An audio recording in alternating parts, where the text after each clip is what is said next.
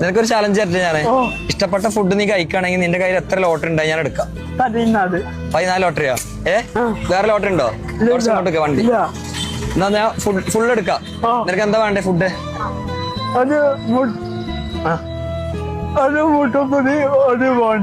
ഒരു മുട്ട വെജി ചായ ആണോ? എവിടുന്നാ വേണ്ടേ? ഇവിടുന്നോ? എന്നാ വാ വാ വാ.